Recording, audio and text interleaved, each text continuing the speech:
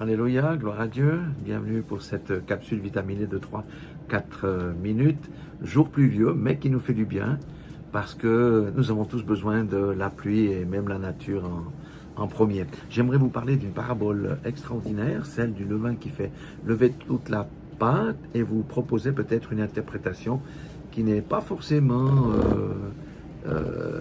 dans la tradition de ce que nous comprenons. Matthieu 4, 33, 35. Il leur dit cette parabole. Le royaume des cieux est semblable à du levain qu'une femme a pris et mis dans 3 mesures de farine jusqu'à ce que la pâte soit toute levée. Jésus dit à la foule toutes ces choses en parabole et il ne lui parlait point sans parabole afin que s'accomplisse ce qui avait été annoncé par le prophète. J'ouvrirai ma bouche en parabole, je publierai des choses cachées depuis la création du monde. Alors qu'est-ce que ça veut dire cette parabole du levain? D'abord, il faut savoir que dans la Bible, le levain, c'est quelque chose de mauvais. Pourquoi? Parce que les pains étaient toujours sans levain. Dans les rites, à la maison, on travaillait toujours avec le pain sans levain.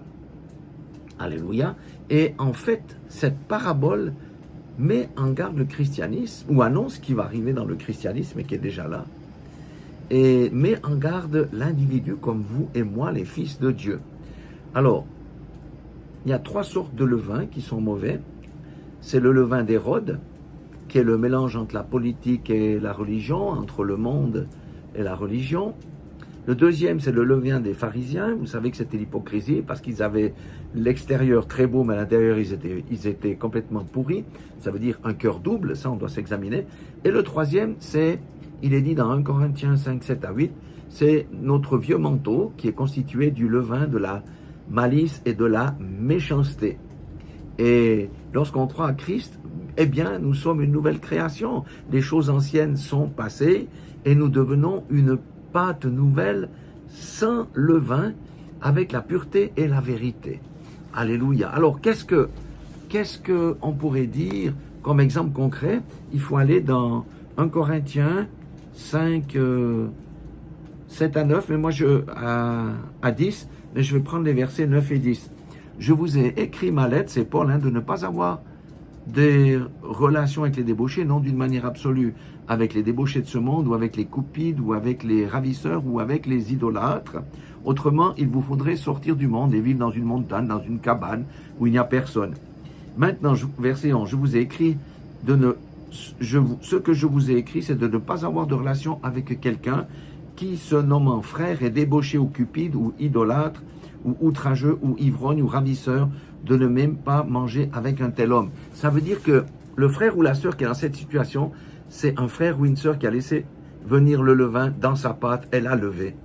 Et il n'y a plus la pureté, il n'y a plus la vérité, et c'est désagréable. Et Paul est très tranchant vis-à-vis de ça, il disait non, vous connaissez comment ça va, quand on voit un frère ou une sœur qui est tombé là-dedans, on lui parle, on essaie de l'exhorter. Si la personne refuse et veut continuer dans son chemin, eh bien nous secouons la poussière de nos pieds. Mais maintenant, il y a toujours une porte de sortie parce que Dieu est bon, il ne voudrait qu'aucun ne périsse, c'est la repentance. La repentance, renoncer à ce levain, ça veut dire tailler dans sa chair, parce que c'est la chair qui fait produire ces choses-là, et renoncer à ce levain-là et marcher dans la sanctification en se tournant vers le Seigneur. Le Seigneur nous met en garde, il nous aime, je vous aime aussi, nous sommes tous dans le même bateau et vous savez, nous risquons tous de tomber, mais nous avons toujours une possibilité de nous relever dans la grâce du Seigneur. Alléluia, soyez tous bénis dans le nom de Jésus-Christ de Nazareth.